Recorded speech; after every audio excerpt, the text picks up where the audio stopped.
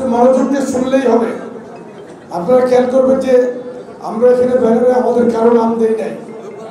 রাজনীতির একটি গুণগত পরিবর্তন কিন্তু বাংলাদেশে ইতিমধ্যে হয়েছে। যে পরিবর্তনের কথা প্রতিনিয়ত বিএনপির ভারপ্রাপ্ত চেয়ারম্যান দেশনায়ক তারেক রহমান বলছেন, দেখেন, সাম্য এবং মানবিক সমাজ বিনির্মাণের জন্য আমাদের এই কর্মী সভায় সম্মানিত সহযোগিতা সভাপতি নাজমুল হাসান, উপস্থিত ছাত্রদলের সাধারণ সম্পাদক নাসিরউদ্দিন নাসির, যুবদলের বিল্লাল হোসেন তারেক সহ কেন্দ্রীয় নেতৃবৃন্দ, স্থানীয় পর্যায়ের নেতৃবৃন্দ সকলকে জানাই আমাদের পক্ষ থেকে ধন্যবাদ। শুধু পদ পদবি নিয়ে রাজনীতি করার জন্য আপনারা যদি ব্যস্ত থাকেন তাহলে কিন্তু রাজনীতি হবে না। আজকের এই যৌথ কর্মী সভার বক্তব্যগুলো একটু আপনারা শোনার চেষ্টা করবেন। ইতিমধ্যে আমাদের প্রিয় অভিভাবক তারেক রহমান বলেছেন যে ভয় দেখিয়ে নয়, উদারতা দিয়ে মানুষের মনকে জয় করতে হবে। এটার কিন্তু অনেক বড় ব্যাখ্যা কিন্তু আছে। আমরা এই জেলা সফরে কাজ করতে গিয়ে দেখছি যে আপনারা যে রাজনীতির যে পরিবর্তন হয়েছে সেটা আপনারা জেলা লেভেলে ভালো একটা বুঝতে পারতেছেন না। আমরা গণসংযোগ করতে বের হই, তখন আপনারা গ্রুপ নিয়ে জটলা করে আমাদের সাথে থাকার চেষ্টা করছেন। হাট বাজারে মানুষের সাথে আপনাদের বুঝতে হবে, নির্বাচনকালীন সময় যদি সাধারণ মানুষ দেখে যে গ্রুপ ভেদে কেউ যাচ্ছে, তখন তারা এটা নিয়ে কিন্তু ভীত হয় না। এখন হঠাৎ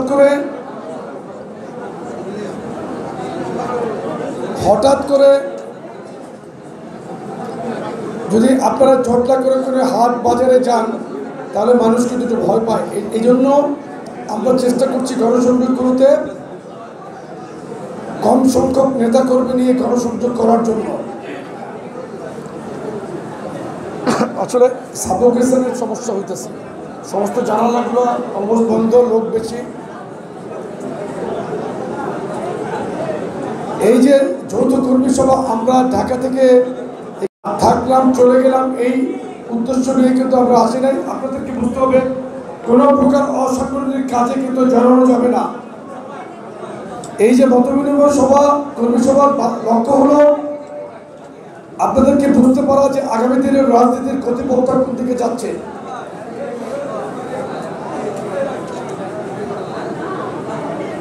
আপনাদেরকে কি নির্দেশনা দেওয়া হয়েছে? কোনো ব্যানার ফেস্টুন লাগাবেন না, কোনো মোটরসাইকেলে মহড়া দিবেন না। এখানে বাইরে অনেক মোটরসাইকেল আমরা দেখেছি, আপনারা দূর থেকে এসেছেন। আমি আপনাদের প্রতি দলীয় নির্দেশনা দিচ্ছি, আপনারা কেউ টের পাবেন না, কিন্তু গোপন ক্যামেরা দিয়ে কিন্তু ভিডিও করা হবে কে কীভাবে যাচ্ছেন। আপনারা আপনাদের মোটরসাইকেলগুলো একযোগে সবাই শত শত মোটরসাইকেল নিয়ে কিন্তু বের হবেন না, একটা দুটো করে যার যার এলাকায় ফিরে যাবেন। আমরা যদি কোনো মোটরসাইকেলের কোনো ভিডিও ফুটেজ পাই, আমরা কিন্তু পানিশমেন্টের দিকে যাব। এই আগামীতে গুণগত পরিবর্তনের কথা দল কিন্তু বলছে। ইতিমধ্যে আমাদের প্রিয় অভিভাবক কিন্তু বলেছেন, ওনার নামের আগে কিন্তু রাষ্ট্রনায়ক কিংবা দেশনায়ক বলা যাবে না। যদিও এটা আমাদের দীর্ঘদিনের অভ্যাস, হয়তো আমরা হয়তো এটা দু একটা মিটিংয়ে আমাদের মুখ থেকে চলে আসতেছে, আপনারা এটা কিন্তু খেয়াল করবেন। আর ছাত্রদলের সেক্রেটারি যে কথাটা বলছে যে আপনাদের গ্রুপিং চরমে, আপনারা কি এখন থেকে অমুক ভাই তমুক ভাই এই গ্রুপিংটা ছাড়তে পারবেন? গ্রুপিং না ছাড়তে পারলে কিন্তু রাজনৈতিকভাবে ক্ষতিগ্রস্ত হবে। এবার আমরা গ্রুপের বাইরে থেকে নেতৃত্ব আনবো, অমুক ভাই তমুক ভাই গ্রুপ থেকে আনতে হবে, এরকম কিন্তু অবস্থা ধরেন নাই। সুতরাং ওই ভাই ভাই ছাড়েন, বিএনপির পতাকা ধরে ঐক্যবদ্ধভাবে থাকেন।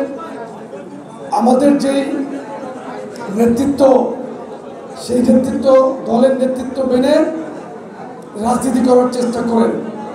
কোনো ভয় দরকার নাই। দলের যে নেতা শহীদ রাষ্ট্রপতি জিয়াউর রহমান, দেশনেত্রী বেগম খালেদা জিয়া এবং তারেক রহমানের নামে স্লোগান দিবেন, অমুক ভাই তমুক ভাই ফেসবুকে এগুলো আর লেখেন না, এগুলো বন্ধ করে দেন। নিজেদের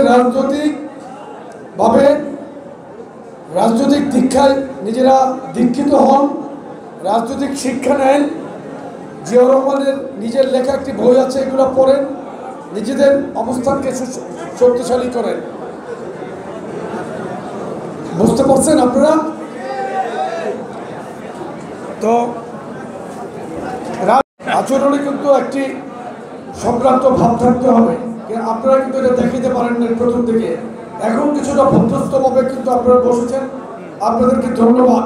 এই একটা তালি দেন। যারা ভদ্রভাবে আছে আমাদের বক্তব্য শুনতেছেন তাদের জন্য আমরা ধন্যবাদ দিলাম। কেন্দ্রীয় যুবদল, ছাত্রদল, শিশুদল পক্ষ থেকে আপনাদেরকে ধন্যবাদ জানাই। এখানে আমাদের যুবদলের মধ্যে অনেক সমস্যা আছে। গত পরশুদিন ফরিদপুরে এখানে ব্যাপক গ্রুপিং, এই গ্রুপিং আমরা আগামীতে রাখবো না ইনশাআল্লাহ। আমি অন্তত এটা আপনাদেরকে বলতে চাই, দৃঢ়ভাবে গ্রুপের বাইরে থেকে নেতৃত্ব আনার চেষ্টা করবো এবার ইনশাআল্লাহ।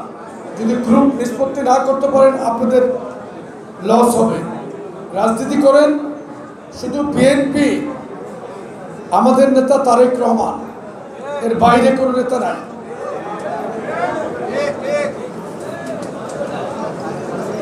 আমরা কালকে গণসংযোগে যাব বিভিন্ন উপজেলায়, আমরা ওখানে লিফলেট বিতরণ করব 31 দফা রাষ্ট্র সংস্কারের এবং ধানের শীষের প্রতীক সম্বলিত, কারণ নাম নেই।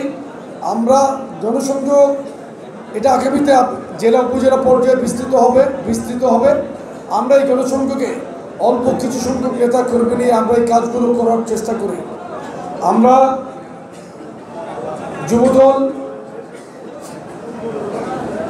সাধারণত আমি 10 থেকে 15 জনের বেশি রাখি না কোনো উপজেলায়।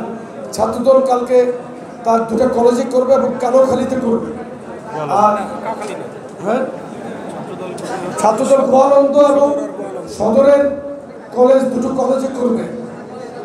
আমি করব করে দল আপনাদেরকে ইনশাল্লাহ আগামীতে সুষ্ঠুভাবে আপনাদেরকে চলাফেরা করার জন্য আপনারা চলতে পারবেন। দলের ক্ষতি এমন কোনো কাজ করবেন না। আমাদের প্রিয় নেতা শহীদ রাষ্ট্রপতি জিয়াউর রহমান স্বাধীনতার ঘোষক, উনি কত সাধারণ জীবনযাপন করতেন। শহীদ রাষ্ট্রপতি জিয়াউর রহমানের স্মৃতি বিজড়িত জাদুঘরে গিয়ে আমি দেখেছি ওনার পোশাক পরিচ্ছদ, উনি মারা যাওয়ার আগের যে নিজের পোশাকটা পর্যন্ত ইস্ত্রি করেছিলেন নিজ হাতে। চিন্তা করা যায় কত সাধারণ একজন রাষ্ট্রনায়ক ছিলেন। আমরা তার দল করতে পারি, আমাদেরকেও সৎ থাকতে হবে। এই যে অধৈর্য নিয়ে যারা দাঁড়িয়েছেন বসেন, সুতরাং আপনাদেরকে আগামীতে চোখ কান খোলা রেখে রাজনীতি করতে হবে। দলতালিকা প্রবাহে গা ভাসিয়ে দিবেন না। আগামী দিনের নেতৃত্ব ইনশাল্লাহ বাংলাদেশে বিএনপির হাতে আসবে, প্রিয়ত তারেক রহমানের হাতে আসবে ইনশাল্লাহ। সকলকে ধন্যবাদ জানিয়ে বক্তব্য শেষ করছি। আল্লাহ হাফেজ। বাংলাদেশ জিন্দাবাদ, দেশের জিন্দাবাদ, শহীদ রাষ্ট্রপতি জিয়া রহমান, তারেক রহমান জিন্দাবাদ। সকলকে